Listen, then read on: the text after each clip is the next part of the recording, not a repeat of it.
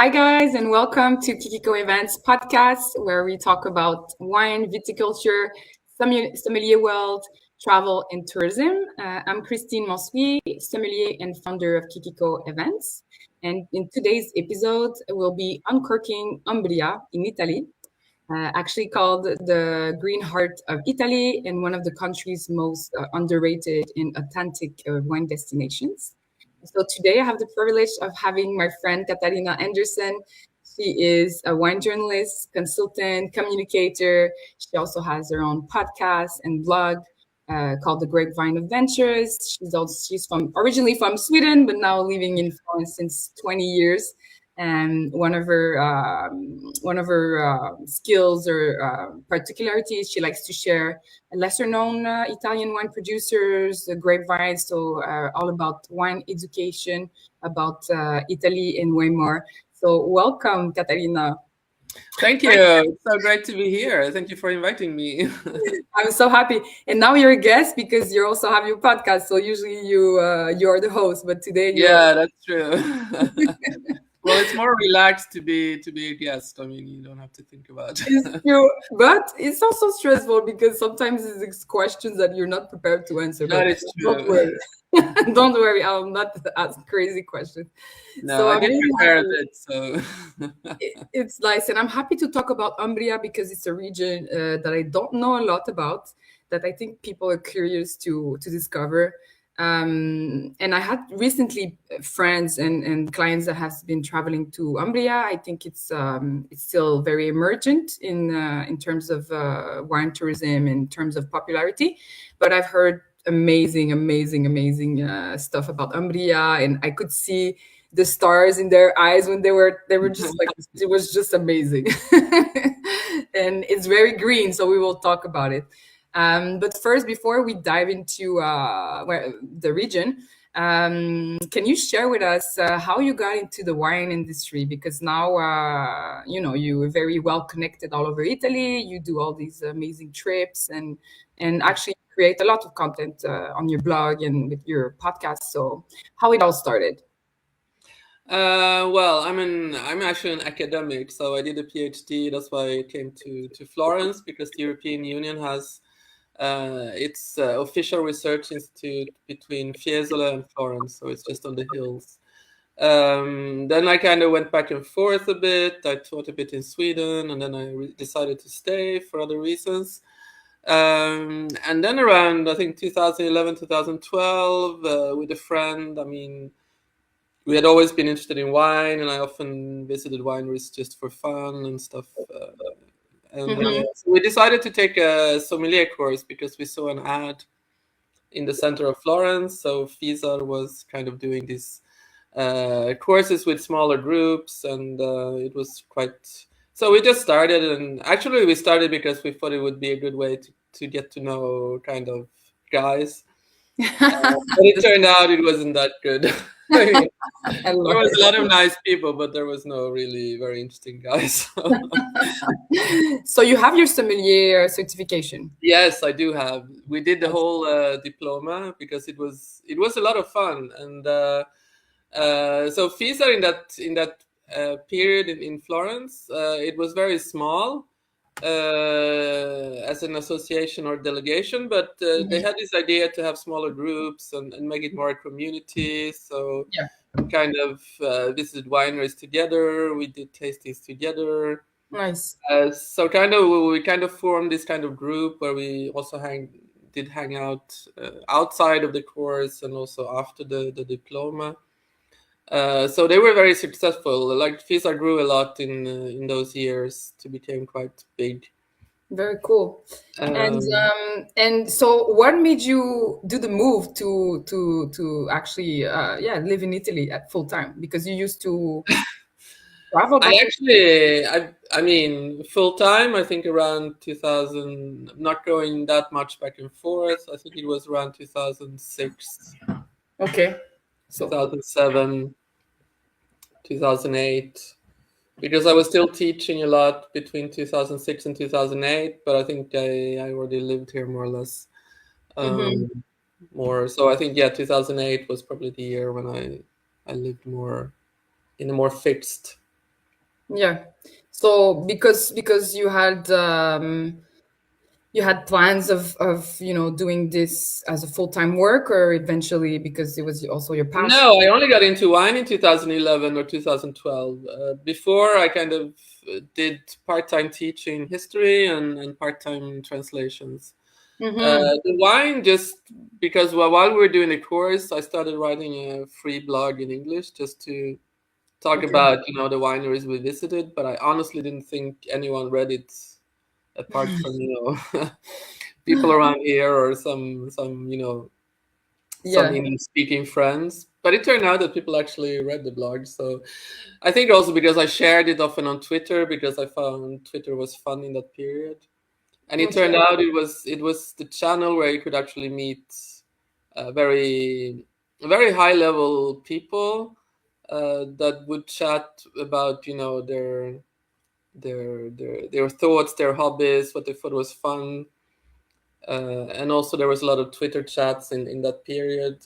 So actually, a lot of Americans and Canadians and UK people started reaching out because they read the blog, and some of them, especially in the US, were kind of these people in high level marketing or tech because they also collected wine. Okay. So they Okay. started kind of a couple of them. They were really cool. They started wanting to teach how to get me more visibility and how to be more successful. And No, I that's thought it was like, oh my God, what do they want? I mean, I don't know. I could never pay them for this. But then that's it was like, no, because you lived the life we would like to live, but we have to work here. So we're going to teach you This everything. is so true. Everybody wants to live in Italy full time. That's cool. So, with your background, because you also have a PhD Yeah. in philosophy or teaching or both, History. history. So none of them. And but so you're used to storytelling, and you're very Yeah, curious yeah, about the story yeah. of the producers and sharing. So that's fun. So your audience is really international. So you said Yeah, UK. it was almost from the beginning. It was more English speakings than I Okay. mean Italians too, but I wrote in English from the beginning. So And one, do you write in Italian, because you're also very I've fluent? done sometimes, but I mean I don't do it too often. Also Okay, because because your audience is more English speaking. well, I mean when I realized that it could be a thing, I also wanted to be a bit different because everybody here writes in Italian, but it's a different kind of writing. I think I don't Yes. say anything is better or worse, but I think it's a different kind of storytelling and a different kind of. Hmm. I cannot read in Italian yet, but it's very poetic. It looks very poetic. Yeah, no, no, French. no, but I think the focus is different, and Mm, I think there's also kind of more, as in any country, there is more, a certain way of communicating in each country, that is yes, also has to do with the culture and the language. So yes, I agree. um, Yes. I think. I think I chose to write in English, also because Swedish is too limited. I mean, there's not that many. There is a lot of Swedes traveling, considering how few we are, but Hmm. still, it would be too limiting for me to only write in Swedish. It's not what I wanted. So But Swedish people love Italian wines, of course. yes, yes, yes, a lot, a lot. Very nice. Yeah. So now that you're Italy for, it's been 20 years, and you've been traveling all over the place. Actually, today the focus is Umbria, but did you visit all the wine regions of Italy? I must figure yes, or there's one Almost, not all of missing. them. I haven't been to Valle d'Aosta, and I haven't been to Molise I've been to, but I haven't been to the inland of Molise. I've been to the Okay. coastal area. It's funny, Valdaus also is, when I ask journalists, because I like to ask this question because I'm curious, because my goal is to visit all of them. So most people say Valdaus because it's less common for wine, but it's also very interesting. So let's put it Well, in. it's far away, and I mean you have to True. go. I think you have to go in springtime or early summer. I think is probably the best, Yeah. or So perhaps maybe in the future, a future trip. yeah.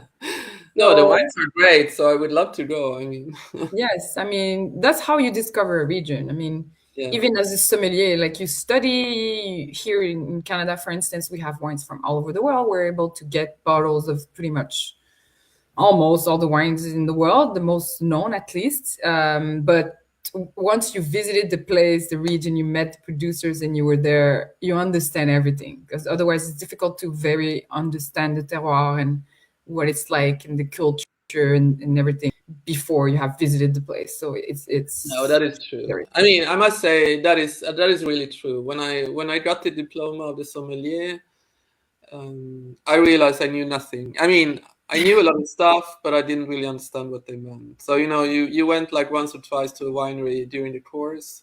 But still, I think it was too early. I mean, I'm more into humanities and history and stuff. So the more chemical side was always a bit a blur for me. yeah, So I yeah. think That's another. when I started to travel more and see actually what they do, then I started to understand what actually is happening. Yeah, we are more focused, most of wine educators, journalists, on the products and the terroir and the flavors and pairings, food pairings. But the winemaking side is Yeah, another world. Like and also because we're not winemakers, we didn't study winemaking.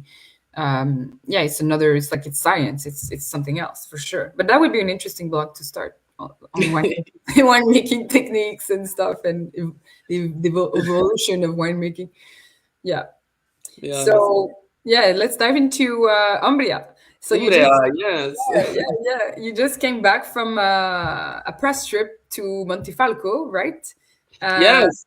yes. So that's how I got the idea because I've seen the beautiful stories you shared and the photos. I was like, that would be amazing episode on Umbria because I'm very curious. So first of all, where is Umbria? What they produce and what kind of wines do they produce? And yeah, let's start from there. So Umbria is basically the only landlocked region in Italy. There is no coastal area. So Mm, it's in between Abruzzo, Lazio, Tuscany, and in the south, I think it must be Campania. Can it be? yeah, I think so. Yeah, I think so. Yes. So that's why it's called the Green Heart of Right. Italy because there's no water close by. No, no. I mean, there are lakes, and Lakes, but also there's a lot of green nature, landscapes. Mm. greenery. Um, no, I think it's great because I mean it's a very kind of laid back and easy. I mean, people are nice. They're very, there is no, also because there's no. I mean, there are Perugia as the main town, no, but there's no big cities. There's no Rome. There's no Florence. There's no. Okay, it's more like small villages. Yeah, so it's like smaller towns or smaller villages. Yeah. There's a lot of these kind of medieval hamlets around. There's a lot of medieval towns like Gubbio and well, Mm-hmm. also Montefalco itself. Uh, the So Lago di Montevideo Trasimeno. Yeah. is the DOCG. Yes, it's a DOCG. Is it the biggest one? The Sargantino is the DOCG, yes. I think the Mm-hmm. other one is the Torciano, no, the one that Lungarotti established. Uh, Okay. So yes, it's actually Sagrantino and Montefalco is the area and also the grape, right? Sargantino is the grape, and Sagrantino. Montefalco is the You see, village. I'm really bad with Umbria. Let's take a course on Umbria wines. No, so Montefalco is this hilltop town. I would say it's medieval, yeah, but probably it stems back to before then. And the Sagrantino is the grape. It's also other grapes. I mean, now the Trebbiano Spoletino is having really an upswing. And the producers are also understanding that actually the Trebbiano Spoletino white wine, the grape, Yes. is very interesting and it has a huge aging potential that they're slowly discovering. And it's also a wine that it's becoming more and more light, so people kind of actually like it because it's It's full bodied, right? yeah, it has a lot of structure, a lot of acidity, so you can also make like sparkling wines. It's a bit versatile. Yeah. Yeah. Um, So you can do white wine. You can do a lot of it. They also do kind of macerations with the Trebbiano Spoletino. And it's a local Trebbiano that was originally from there, because there's a lot of different Trebbianos in Italy. It's a Trebbiano, but it's not a Trebbiano. It doesn't belong to the Trebbiano family. So its name comes from the Roman or the old name of the small town of Trevi. Okay. So actually, it doesn't have any relationship with the Trebbiano grape. Okay, that's funny.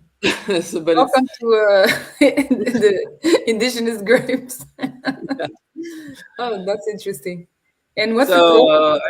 There is no really. I mean, I did write an article some years ago. There's no real. I mean, I think they still have to do research about the origin of the grape, but it's so far it seemed to have no relationship with the Trebbiano family. And what's the profile? Is it still like on the lemony side of the Trebbiano that we know, that's fresh and fruity, or is different? It has a lot of acidity. As a young wine, it has a lot of acidity. It has citrusy notes. It can also have a bit of tropical fruit, like passion fruit, a lot of herbal notes. But as it aged, like already after 1-2 years, the more aging notes come out, like with flint, a bit of slight list of petrol, truffle, hydrocarbon. So it's very, very interesting, and also the color changes a lot just after a few years. Yeah, we drink a lot of red from Italy, but they have so much fantastic whites. Yeah. Really cool. And then, so Montefalco is the most known area for Sagrantino, and you can only produce Sagrantino, I think, in Montefalco. I mean, I think there's somewhere in California they grow Sagrantino, but in Italy, no. I didn't know that. Funny. They were in love with the grape and decided to plant it. They have all the grapes in the US. That's funny. Yeah. No, I think I read somewhere in California they plant a bit of everything. No? Yes, exactly. They have everything. But yeah, I would be curious to taste that. But I didn't taste a lot of wine from Umbria. I did in the past, but I have to taste more because we don't have a lot in the market. Actually, Orvieto is really known because, Rufino, they have a wine that's very popular that we have here. But I think that's the only wine from Orvieto that we have on the market. I'm going to say something perhaps not very popular now, but I mean, Orvieto is very well known because there's a lot of, so basically the consortium is quite dominated by huge wineries or bottle companies or more industrial. So Rufino is very, very big. So a lot of those wines arrive to the US and Canada. There's a lot of very interesting smaller producers also in that area. I mean, it's a DOC that is on both in both regions, no, Lazio and okay, very cool. So yeah, I mean, I think Orvieto is probably the wines that arrive abroad the most. But I mean, they're also, I think perhaps Montefalco Rosso, if we go back to Montefalco, is a wine that you can find in the US and Canada because it's like it's not an entry wine, but it's the wine, that is easier to sell to get in, no? Yes. Because it's a more all-rounded wine that you can use also kind of as a day-to-day wine, if you want something on a Thursday evening or something with your pasta or Sagrantino is a bit more complex wine, so it's not like you open a Sagrantino. Yes, I think it must be like the wines from Campania because it's close and the reds are very, very much full-bodied that you need to wait a little bit or maybe have it with steak in a big meal, but it's wines that are made to age. Yeah. But I've noticed because they also use international grapes, in Montefalco. So what's the proportion? Like they have more Sagrantino, but they also have other international grapes, and they use Sangiovese as well in the blend, no? Yes, I mean they use Merlot a lot. I think some few use Cabernet Sauvignon, but not that much. Okay. They also historically they used Barbera because it's a bit like in Campania, no? That they I mean, I think through internal commercial or trade, Barbera arrived to Campania and also to Umbria. In Campania, then it turned out it was a local grape, Camaiola. It wasn't the real Barbera. Okay. But in Umbria, historically they had Barbera. Now I think they don't use that much anymore, and it's so you have Sangiovese. Often it's more Sangiovese than Sagrantino in the Montefalco Rosso. Okay. And I think actually it is Sangiovese to 70-80%, 70% or something. 70%? Okay, so I'm not sure. I have to look that up so I don't say something. no worries. It's a lot. Even in Italy, all the indigenous grapes, all the blend, it's impossible to know everything. But I mean, I think they use generally more Sangiovese to make it more drinkable, no? Because it's a bit more easygoing wine. Even if they also do a Rosso di Montefalco Riserva, but it's still mostly more Sangiovese and Merlot than Sagrantino. To make it more malleable, more round, softer. So actually, because I'm looking what we have here on the market, we have Arnaldo Caprai. Yes, who is the most well-known. I mean, he's the one who in modern, like in the 80s, introduced, started to devalue to the Sagrantino. Okay. It's also a blend with Sangiovese and Merlot.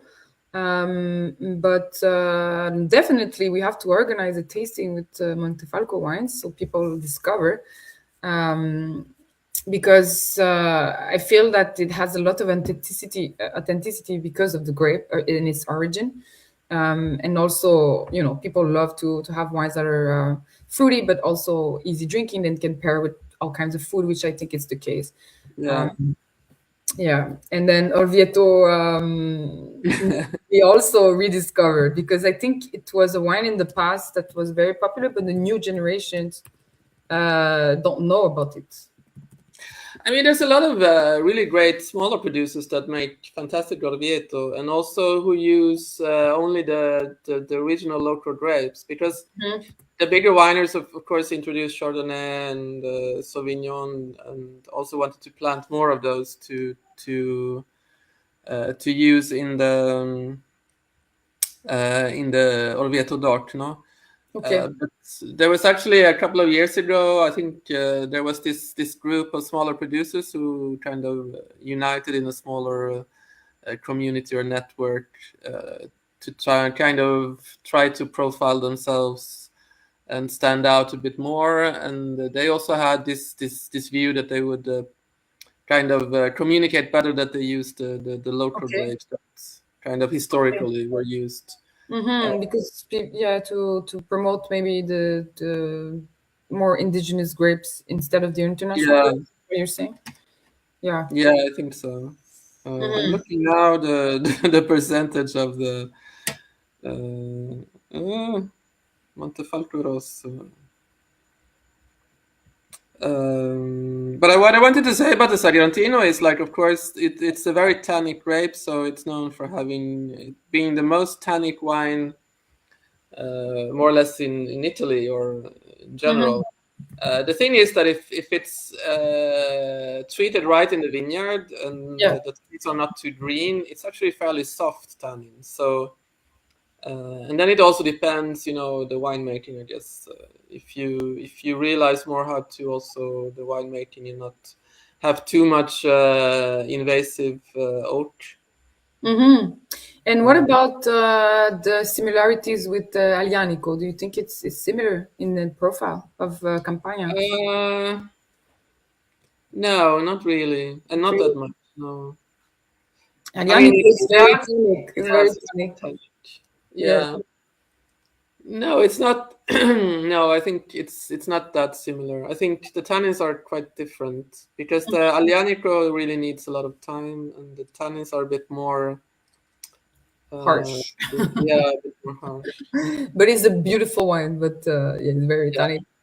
We could compare to maybe the Tamat, but it's not the same, but in Madiran, in terms of intensity. But yes, Sagrantino, because it's been too long now that I tasted it, so But I think maybe more fruity on the fruit side, because Yeah, there's red fruit and dark fruit in Ariane. yeah, it has darker fruit And and also a lot of like I say here, balsamic, so it's a yeah, mix. balsamic and réglisse. Yeah. Uh, in English, réglisse. Yeah. So very cool. So Orvieto, Montefalco, and then there's other smaller appellations that. I would say the Trasimeno is coming out the last 10 years. So the Trasimeno Lake, which is in the northeastern corner towards Tuscany. Part of the lake is in Tuscany, I think, the southern part. Okay. Okay, they share. I mean, it's a different kind of wine because, I mean, it's called the Gamay del Trasimeno, but in reality it's the Grenache. Oh, really? Because, Oh, okay. yes, because there was some misunderstanding, I think, some couple of 100 years ago. They started calling it Gamay for some reason, but it's actually Because of the Grenache. profile. Okay. So they have Grenache. That's really cool because what's the terroir like? Because it's different appellations, Montefalco, Orvieto, because it's mostly. Well, it's more lake terroir, no? It's close to the lake, so you have this kind of influence. I think it's still a lot of clay soil there. I don't think it's perhaps a bit sand. And higher elevations, the vineyards, or how? No, I don't think it's very high around around the Trasimeno. I will look it up if I can find it.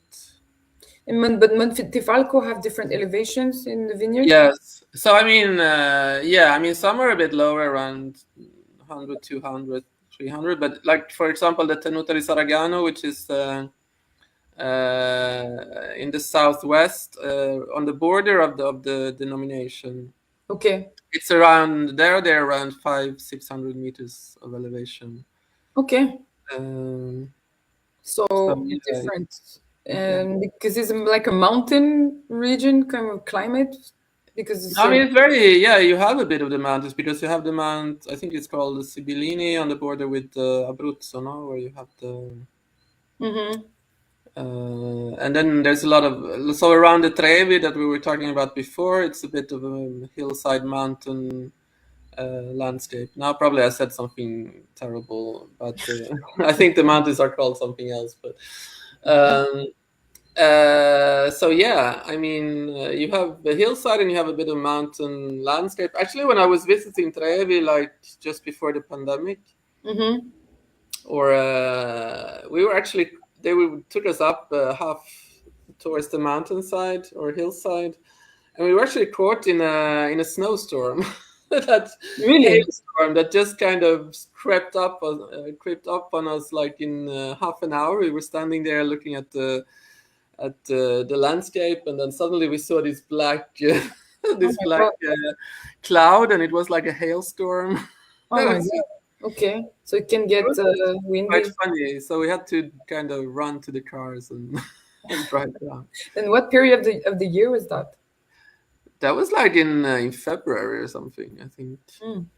But it was a beautiful day. It was sunny and it was not too cold. And then suddenly you had this. But it must be like microclimates, like depending on where you are, elevation, like the inland terroir like this, like they could be very different because the sea is further, and it definitely a place to discover. So during the press trip, did you visit a lot of the producers? Did you do some wine tourism? Yeah, because the good thing of this, so it's a yearly event. It's sort of the preview tastings of the Sagrantino and Montefalco and the Spoleto DOC, which is now part of the consortium. So you have like a combination of, actually this year I didn't do it, but you can taste like the wines with sommelier service in Montefalco, in the town. But this year I didn't manage to do anything because they like to put you on a continuous, that you go from one winery to the next. Yes, there's this kind of organization with drivers, and you just go round and round to. So yeah, this year it's not vacation. It's not vacation. Yes. Yeah. So there was never really any time, because then when you come back, you also want to kind of relax. Yes. It's only for half an hour, so. So yeah, I mean, this year I went to, when we arrived, they took us directly to Terre di San Felice, which is a tiny winery. It's a guy with his wife. When he retired, he was a kind of some sort of doctor in Rome, high level in research. And I think he comes from the area around Montefalco or Bevagna. So when he retired, he decided to, on the family land that they still had, he decided to start producing wine. Mm-hmm. And there we actually had a really nice Trebbiano Spoletino made as a sparkling wine with the re-fermentation in the bottle. Nice. I was going to ask you about sparkling, if you tasted some sparkling. Yeah. Cool. Yeah, and I have one here also that Trebbiano Nice. Spoletino. I think it's also a Champenoise Metodo Classico. Yes, Nice. it's from Antonelli San Marco. We got it as a present before we. The bottle we looks really nice. The bottle Yes. looks really nice. Very cool. They also tried for a couple of years. They tried also this kind of with the re-fermentation in the bottle, but I think now they do a regular Metodo Classico. I have to transport myself now to Florence to taste with you. Yes. Let's do this. So yeah, and Antonelli San Marco is a great winery. It's a historical winery, and Nice. the family Filippo Antonelli. He also has a winery in Lazio, close to Rome, a family winery. But I think the most well known is this one in Montefalco. Nice. And other wineries, of course, Nado Caprai is of course the name that everybody knows because he did a lot for the Sagrantino and the Montefalco Rosso in the 80s and 90s. To kind of put the name on the map. Other wineries, I think now that are, you have the Lunelli winery, the Carapace, with this kind of funny, that looks like a turtle shell, kind of architectural building. So the Ferrari Trento, they also established a winery in Montefalco. The building is called the Carapace. Now I can't remember the winery, but anyways, it's a Lunelli family winery. So a lot of family projects. It's not like big projects that is. No, it's. I think the winery is big, but more big architecturally because they hired a well-known architect to do the winery building. But it's like to melt in with the landscape also, so it's built Nice. in. So it's a blend of. Would you say Umbria has a blend of more not rustic but authentic family wineries, but also some modern wineries that is more contemporary? And... Yeah, I think most winery are family run. Like also the Moretti Omero that I chatted with her today to ask about. So what would you pair the Sagrantino? What would you pair your Montefalco Rosso with? And they're like a very small family run winery. They're one of the first who were organic, like in 1992, before it was a thing to become organic. I think 92 and 94 or something. Nice. And then you have like the Lunelli family who decided to invest by buying up a bit of land in close to Montefalco. You also have some other investors like the Tenuta Belafonte is a guy who was an executive in big corporate companies. But he lived in Umbria for a while because I think he was the CEO of Perugina, the chocolate. Okay. And I think he also worked for Heineken as an executive. So when I think he just kind of retired early, and then he decided to buy up some land in Bevagna, which is one of the other villages included in the area for the Sagrantino. And he has decided to do like very low intervention wines. So everything is the whole winery has built as a sustainable building built into the rock behind on the hillside. Nice.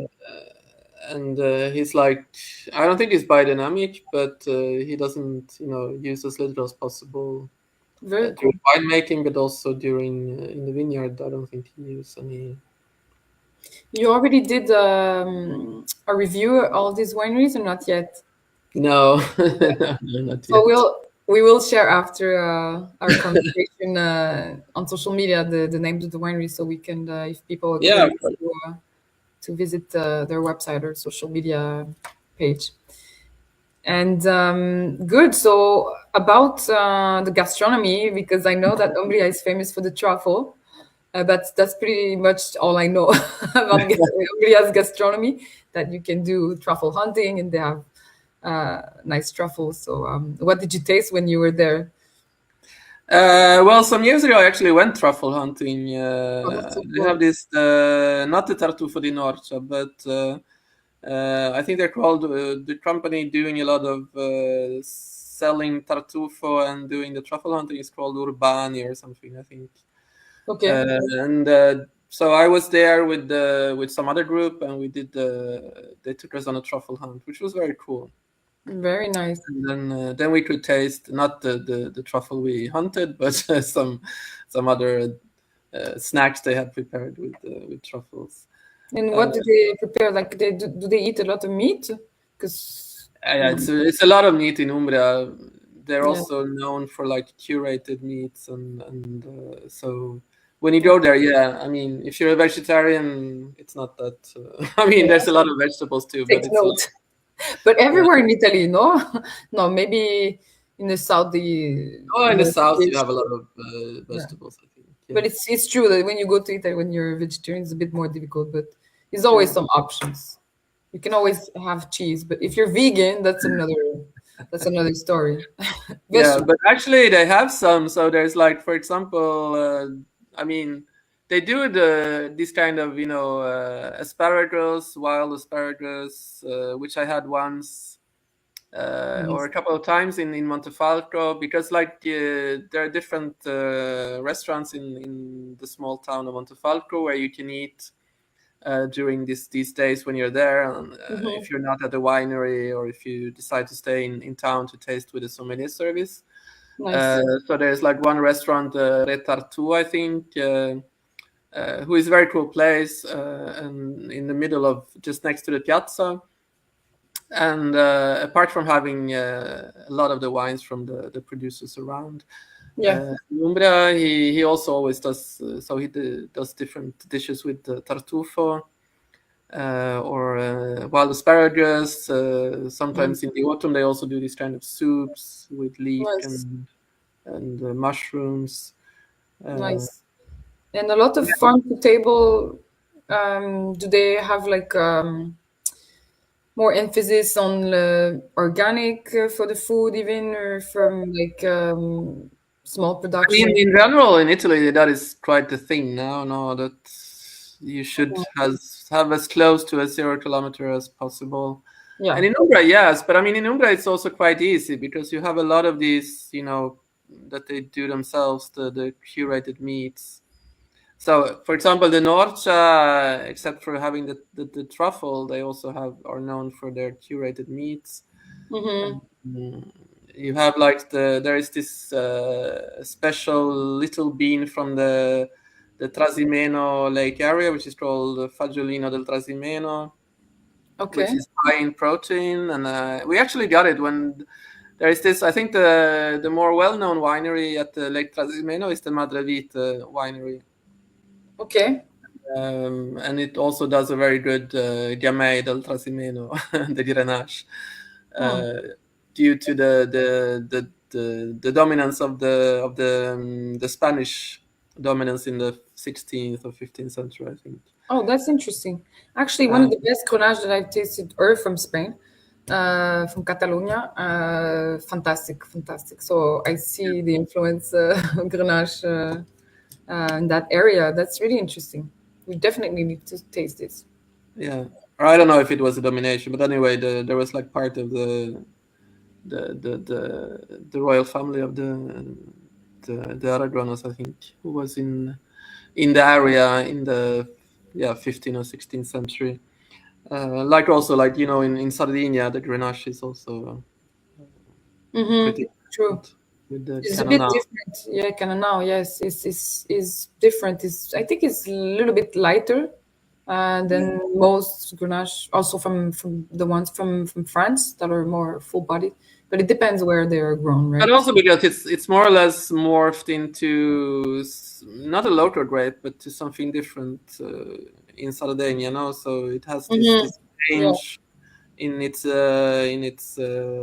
kind of biotype or ecotype, that it's like some now say that Pinot Noir would be like a native Sardinian grape, and some others say not Grenache, because I think through the years it's kind of meshed with the local.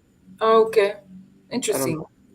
Very interesting. Probably you would have to ask more from an agronomist or a Yeah, researcher that's or something. that's another world for sure. Yeah. So very But nice. yeah, I mean, the Gamay de Trasimeno is very interesting. I think there's very little, so it's not going to be a big, big top sales wine, because there's only like around 50 hectares, I think. And there's only around 10, 15 producers who make the Gamay del Trasimeno, and they're all small producers. 13? Okay, that's not a lot. No, around 10, 15, I 10, think. 15? Okay.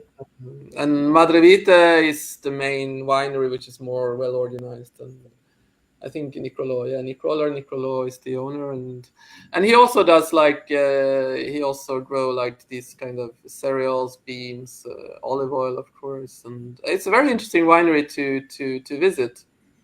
The area is really beautiful. It's like it has a bit of a mystic between beauty and melancholic, with this lake. Nice. We like that. It's a bit different than the seaside. It's a bit more. Yeah, I've seen pictures. Umbria looks very beautiful. If you like nature, I love nature. It looks really, really nice. Were you there at the same time as Matthew Herkey, our friend? Yeah, we were there at the same. Cool. I hadn't seen him for I haven't been much around the last 2 years, but I hadn't seen him for 3 years or something. So He's all over the place. he's always all over the place. Yes. We will have him on the podcast in a few weeks. So, and he loves Umbria. He loves Umbria. He's been sharing a lot about Umbria. So, very cool. We were like the last winery we were together, like at Lungarotti, because they also have an estate in Montefalco. I think it's Tenuta Brancalupo or something. And then we went to the Moretti Omero, the Juicy, and it's always a lot of fun. They're very fun. They used to have. I wanted to say this because when I asked her, if you allow me to say this, because when I asked her today, about the pairing with the Sagrantino and the Rosso di Montefalco, she said no, with the Sagrantino, the traditional pairing would be lamb with I think with mushrooms and herbs. No, with lard and herbs in the oven, and then with the Montefalco Rosso with the strangozzi, which is typical pasta of Umbria. It looks a bit like the tagliatelle and the ragu.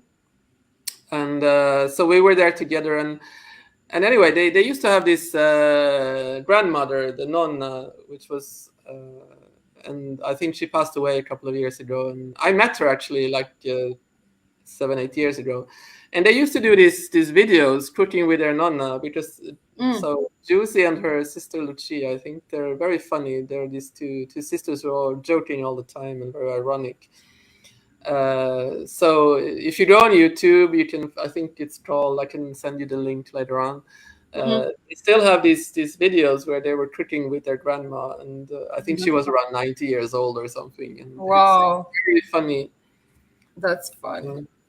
That's really fun. So I was looking because Rongarotti is one of the most known producer of Umbria, and I was curious to know, because I think we used to have more products on our market, but I see that we have Torgiano, the Rubesco 2021. I think most of the wines that to find their wines in an easier way, I think it's still mainly the winery in Torgiano, because okay.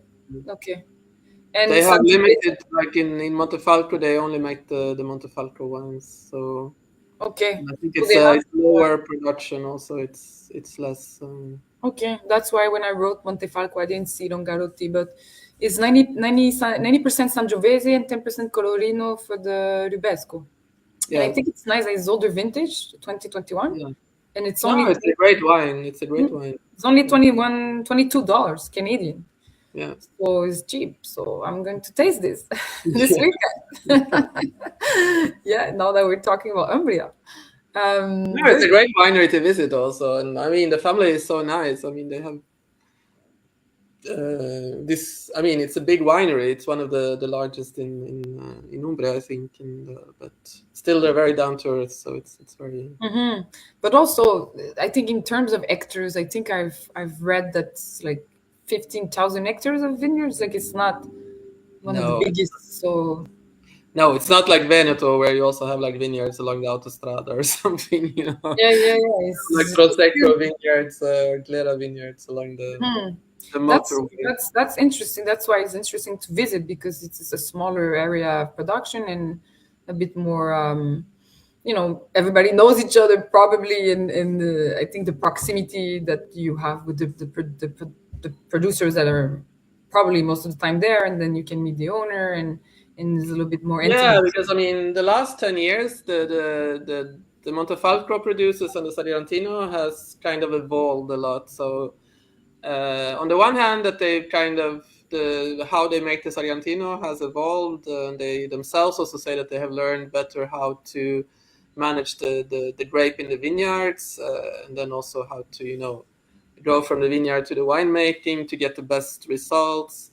So they're very kind of open about that. But also they have kind of formed really a community. So of course you have ups and downs, but they're very kind of most of them are great friends, and they're not showing this kind of competitiveness. When you go there, it's already it's always very down to earth. So if you go, for example, to Romanelli, is another well-known producer. It's like going on a small educational trip, because he always is very educational in explaining the terroir, the soil, how it changes, why he did like this and why they decided like that. Nice. So it's always good to go there, because you learn a lot. You really get to see different sides of the territory depending on where you are, in Bevagna, Montefalco, and they're very kind of easygoing, and if you ask questions they explain. So it's always I think it's one of these areas where when you go there, even if it's for an event like this, that it's you do a lot of stuff in very few days, but still you learn a lot. So that's so fun. That's how it needs to be done. But also, so in terms of preparing for a trip, I think you have to pass by Umbria if you drive from Florence, or not from Florence, but because you mentioned that you pass through Umbria to go to Tuscany, depending where you're going. So well, I mean, if you go to Rome on the train, you pass through Umbria. So yes, to go to Tuscany. So is easy to add it to a trip yeah. I mean, the only thing is like the train to Umbria is not that well. It's mainly regional or intercity. Okay. So, because the fast train doesn't stop in Umbria. It only stops. Okay. So by car is the best option. Yeah. Nice. Yeah, because it is difficult. I mean, in Umbria you actually can go around with train, but it's difficult if you want to go more in the countryside. It's difficult. And by Rome, how long it takes from by Rome to go to Montefalco? I think it's more or less the same. Like from here, I think from Rome it's like hour and a half to. I mean, southern Umbria, it's probably an hour and a half. I think it's easy. And from Florence, I could check, but yes, I think it's easy to add it in a trip because Tuscany is very popular, but it's easy to make a stop before to Umbria for people that are curious to discover the region. I mean, there is a lot of American, like everywhere, presence, but it's not as obvious in Tuscany. In Tuscany, it's much more, you see it directly. Yes. In Umbria, I think it's more kind of spread out. So, of course, in Perugia, you have it because you have a local Umbria Institute, which is this kind of study abroad for American universities. So there's a lot of students, but still, it's a very nice town. There's actually an American woman who lives there, and her husband, when he retired, decided to open a bakery, I think, in Perugia. Okay. Their son has one of the coolest cocktail bars in the central piazza. I can't remember her name now. I met her through another friend. Cool. And but Perugia in general is very. It's a small town, but it's very nice. And you have the jazz festival in the summer. So in July, Nice. there's a lot of. We like that. Yeah. So In July, yeah, July must be warm and busy, but yeah. it's a good if there's a festival, it's a good reason And I to. think like in I don't know if it's in October, in September they have the Perugina Chocolate Festival, which I So they also make went to once. chocolate in Umbria. Have you Yeah. tasted? Did you taste? Yes. I went there once. Yeah, I think while I was there, they had the chocolate festival once. So Interesting. yeah. I didn't know they were having a chocolate festival. Yeah. It's different. There's a lot of things going on, and there's another grape we haven't talked about. It's the Ciliegiolo, even Okay. if it's considered to have its home in the southern part of Tuscany, but in Narni, which is also in the southwest, I think, part of Umbria, there's like 7-8 producers that have kind of started organizing a sort of yearly event around the Ciliegiolo grape. And Leonardo Busoletti is probably the one most known. It rings a bell for sure. This name. And I think there's only like they're like it's not a consortium or anything, because it's they produce it as an IGT, so Okay, which is this identificazione tipica geografica. but maybe it will be a DOC or a DOCG in. I don't know. I think they're too small. I think they just want to draw the eyes to the fact that they consider. I think they consider the Ciliegiolo of Narni to have particular characteristics based on the terroir and the territory and the soil, I think, and the climate. So, yeah. Anything else that you tasted that you want to share? Yeah, I remember that the first time I went there, which was like more than 10 years ago, I went to the Di Filippo winery, which used to be Roberto Di Filippo, who is known, he's a biodynamic. But then he had it together with his sister, so now it's the sister. They kind of divided themselves, because he has another small, tiny winery with his wife, which is called Planiarche. And he's very much into sustainability, ethics, biodynamics. I think he was one of the first biodynamics in the area. So now he only runs Planiarche, which is, they do very kind of low intervention wines. But at the Di Filippo, they do something called the Vernaccia di Canara, because there's also a bean, kind of fagiolo di Canara, I think. And the Vernaccia di Canara is actually made with a specific grape that is called Cornetta, which is a local grape that nobody knows about, because it's only used in the Vernaccia di Canara. Wow. And I think he is the only real winery who makes it. It's a passito. Okay, so it's sweet. Yeah, but it's not too sweet. I mean, it's a bit more dry than it's not very sweet, and it has nothing to do with the Vernaccia like in the Vernaccia di San Gimignano, because it actually refers to Vernum, which is winter. So basically, it's a passito you would drink for Easter or something. Okay. The time, and it's very particular. It's interesting. I tasted it once or twice when I visited him. So yeah. That's cool. There's so much to discover. It's the interesting part, that it's not something very commercial, industrial, and very authentic. No, I don't think they make any money on that wine. I think they only make like, I don't know, very few bottles just to have it for themselves, or for any tourist who wants to enjoy and to share with friends, for sure. Yeah, that's cool. And olive oil production is popular in Umbria. Did you taste? Yeah, they're very well known. I mean, I think there's several producers who actually also get a lot of awards.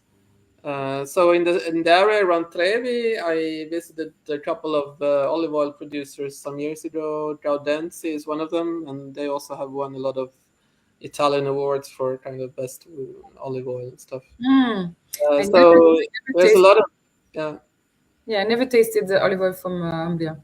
No, it's very. Now I can't know the cultivars. I don't know them exactly. I think it's very similar to Tuscany, but yeah, it's very good olive oil. Nice. They probably consume very local because even in Tuscany, it's very hard to find outside Italy because the production is small and they consume a lot there. And in olive oil is like the packaging could be misleading that is a blend and they say it's from Tuscany, but the real good olive oil have to be in Italy to taste it. Yeah. Yeah, no, I think the I was thinking about that today because in Florence there's this historical shop in the center called Peña.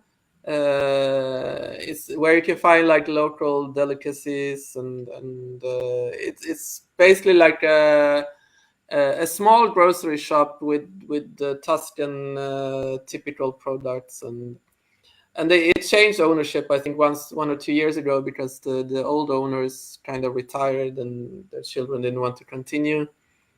So we passed by there today, and I mean they have a good local selection, but still, as they sell a lot to tourists now, and they also kind of you can order online and they send it to you abroad.